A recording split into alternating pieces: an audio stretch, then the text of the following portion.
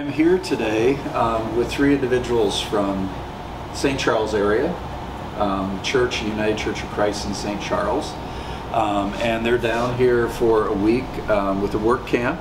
And I think what was kind of exciting was they basically did a demo, demolished a house in the Gaston Point neighborhood, which is a historic black neighborhood where there's kind of ancestral poverty. And so there's a lot of homes that are blighted there, and this woman wasn't able to afford to take down her own home that she had inherited, so you folks pulled it down, destroyed it, demolished it, and hopefully a new home will arise in its place that can be sold to somebody that's low income, first-time home buyer that wouldn't be able to purchase a home on their own. So I'm just going to have you introduce yourself, kind of give us your name and where you're from. And then I'll ask you a few questions for our audience that will be watching this. So, do you want to go first? Sure. So, hi, I am Vin Mar and I'm an exchange student from the Philippines. My name is Lexi Alex, or Alexis Leifel, and I'm from St. Charles, Illinois. I'm Alex Sidler, and I'm from St. Charles as well. So awesome. So let me ask you, kind of why did you decide to come on this trip to volunteer for a week? Is this spring break? It's actually after spring break for me. Oh, it's after spring break? I'm skipping school to do this. Okay. And, so you're missing school? Yes. Good. It's an incredible opportunity that, I mean, I can lose a couple points or whatever. I'm fine with that, but I can't miss out on something that's great and doing something for people like this. Oh, awesome. Awesome. It is for my spring break. Yeah, I came down here because I just thought it'd be like a great opportunity to just grow together with my group and just learn some new skills that I can use later on in my life for my career. Yeah. Oh, cool. So I go with this work tour. I'm on my spring break, but actually my reason is that this will be a great highlight of my exchange year, since I just have a couple short time here in America. Then why not just explore and have fun on it? And I did not regret going through this work tour because it changed a lot in myself. It makes a lot of big impacts on myself, so it's such a great time. That's great. That's awesome. So what were some of the highlights for you on this time here on the Mississippi coast working with Back Bay Mission? Some of the highlights, honestly, were watching the house come down on day 3. Yes, on day 3. Yeah. And one of the funny parts that actually made me laugh and enjoy it even more was the house wasn't coming down with just the car or the truck, so we decided to try pulling on it. While we were pulling on it, the ropes snapped. How many of you were trying to pull on it? I have to say about 20, 30. Yeah, 20 or 30. Yeah, and we all fell down. It was so funny. And then eventually the house did come down. Yeah, that's great. Why do you think that was such a kind of high point or highlight? Because I wasn't really expecting it, and it's just the fact that everyone just fell down, and everyone was just that no one was hurt, luckily, but it just everyone was laughing, and it was just a bonding experience for everyone. It made everybody happy, and it's just it was exciting. Cool. That's cool. But you got a bruise, right? Yes, I did get a bruise. Okay.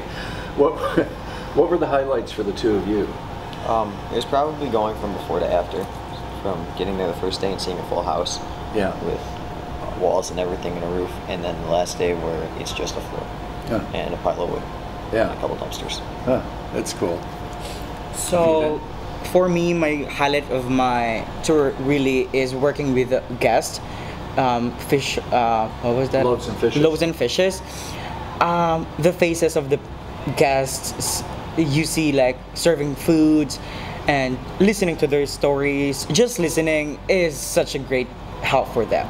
I mean, personally, I was once like that before I get here. So I really I really get in touch with them. I know how it feels. I know how that works, how struggles every day with that life. So while talking to them, I see myself, I reflect myself, so I love helping with them. I know, I just feel different talking to them. I feel comfortable, I feel whole. So I did not have any regret talking to them, listening to their stories, and I had great talks with them. So it was such a great time with them. Well, thanks for being open to have that communication, because Yes. I think part of the challenge as we kind of live our lives, we see people that are homeless or people that are living in poverty, and oftentimes we ignore them, right? And like you said, man, you had experience, right, with Yeah. that in the Philippines, right? And being here and seeing that and experiencing that and knowing a bit of what that's like for you, Yeah. and you could see that in them. I'm so grateful that Back by Mission has this platform helping with them, because not everybody has this kind of opportunity or resources to feed them, to let them shower, and like accept them as who they are. Because sadly, some of the people reject them, discriminate them. I mean, like, why would we? Why wouldn't it just like help them? That makes me feel bad if someone like asking them like, can we get some money to get food, and they're like, no. Where is it? I'm like, just a piece of dollar, it will make an impact for them, you know? They can get a bread for that. And I'm just thankful for Back by Mission that you have this kind of platform helping them and make a smile for them. And yeah. Yeah, I think that's really, you know, there's a lot of discussion when it comes to homelessness, or people that are homeless. Don't give people that are homeless money. Yeah. Don't give unsheltered people money. But I always have the philosophy that, like you said, $1 or $2 can really make a difference. Yeah. And it's their responsibility what they do with the money, and I don't really care, right? Yeah. Nobody tells me what to do with my money, and if I'm going to give money to somebody who's unsheltered, you know, it may be a beautiful gift, you know, no matter what they use it for. So I think that's a really interesting point you make. Yeah. Anything else that stood out for you while you were here?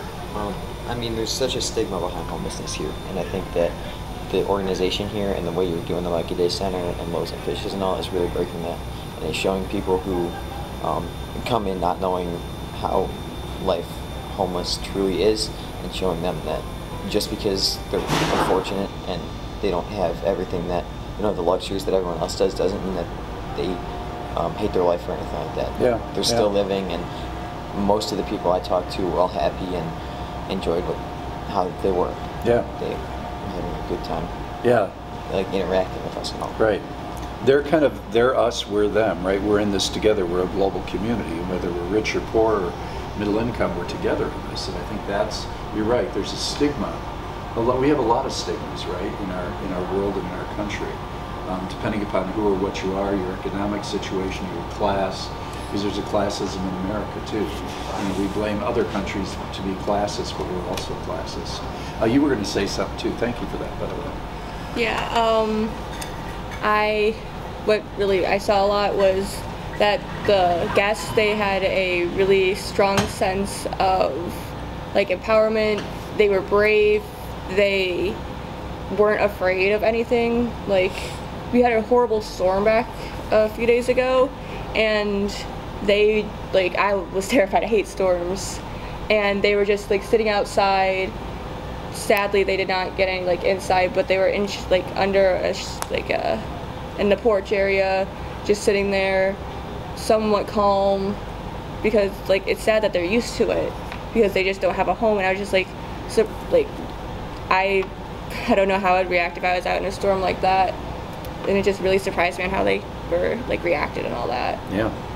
Yeah, I think that's a really good point, and that's part of the challenge. In a lot of communities, there isn't a shelter for people that are unsheltered, so they've been trying for years here on the Gulf Coast to open a shelter. So we think we're actually getting there. We're going to build some tiny homes that can shelter people out of the weather, right? And then the next step would be get them into apartments. That's kind of our plan. But yeah, people that are unsheltered oftentimes are incredibly resilient, incredibly strong. And like you said, kind of advocating for themselves. We're here to advocate for them, but they also, you know, they're resilient, right? And they kind of know how to take care of themselves, which is kind of amazing, isn't it? Because for us that are housed, it's hard to imagine that. I actually, in part of my careers or roles, was I ran a shelter called Pathfinders that was for homeless, runaway, throwaway youth, adolescents your age basically. And we housed 16 individuals or 16 young people, and then we had a street outreach program called Street Beat, And we were the first to kind of roll out HIV counseling and testing in the streets with adolescents. And I remember the first time we found a 16-year-old that was HIV positive, you know, like made the staff cry, and they were really upset. But that was somebody that was really resilient, continued to live on the streets, and we continued to provide services. So I don't know if you can imagine that being your age and being out on the streets. And sometimes it's because the family was an abusive household, or maybe you came out to a family member as gay or lesbian, and that was upsetting to the family, and they ended up on the streets. So it's, you know, it's everywhere, right? But one thing that I noticed about the youth that we worked with is young people that are homeless often aren't recognized as homeless because they dress better, oftentimes than your regular standard homeless person, right?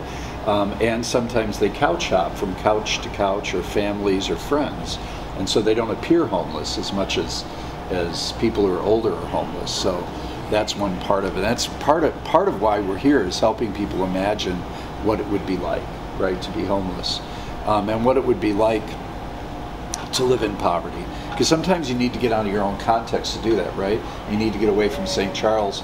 And I also realize from my friends in the Philippines that the Philippines has a lot of poverty. But I think sometimes when you get out of your situation and you go somewhere else like Biloxi, it helps you recognize that, right? You can recognize it in your own community. So any other reflections on what you experienced here while you were here? I have something to say that for those people out there that try to judge people, make sure you know how that feels. Make sure you were in their shoes before you try to judge them. Yeah. Because there is reason behind why are they doing that thing. It's not just like they do that because they want to. They do that because they don't have any like options.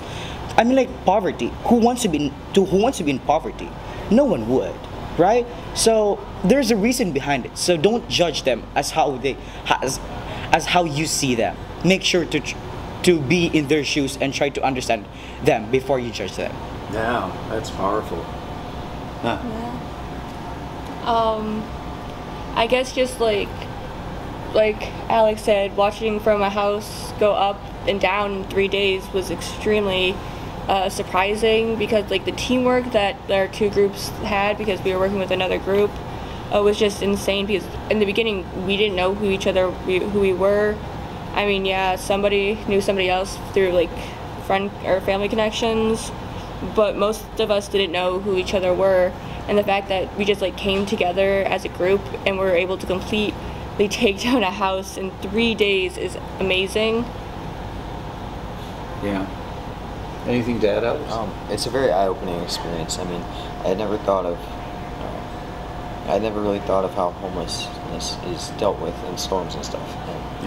And, I mean, it's scary to think that there are people out there who can't find shelter and they're stuck in the rain, and then there's bad things that happen in those situations. Yeah. And I think just there's so many things that we take for granted, and that there's so many luxuries we have that we can pass on, and we need to pass on to create a better society. Yeah. Wow. I have to admire the three of you, because you get it, right? Take that home with you. Continue to share those messages, because that's really powerful. The idea of teamwork, right? Is this was 55 high school students from Illinois that came down here to do that work, right? And you get to bond, you get to be together, you get to see what teamwork is like, even as you're pulling on the rope and falling down. Right? Yeah. You're all falling down together.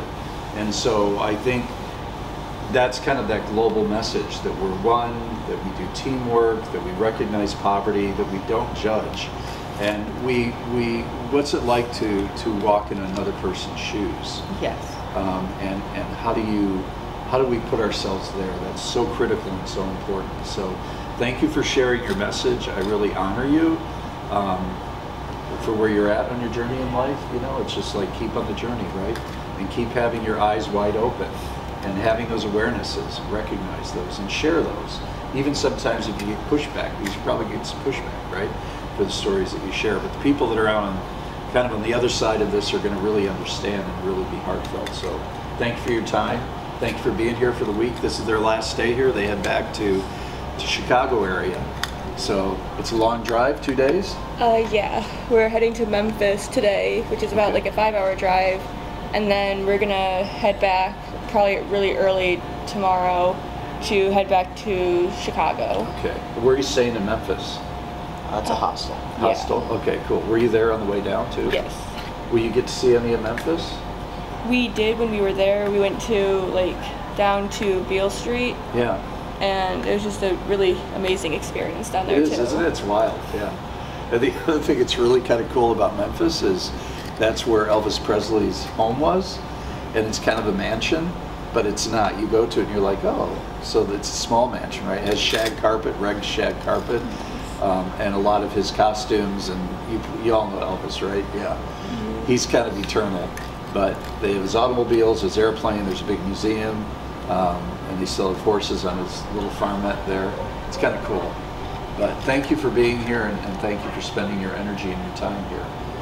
And for taking some days off school. Now this is your spring break, right, you said? Yeah. And this is your spring Yes, break, that's right. okay. But this isn't your spring break.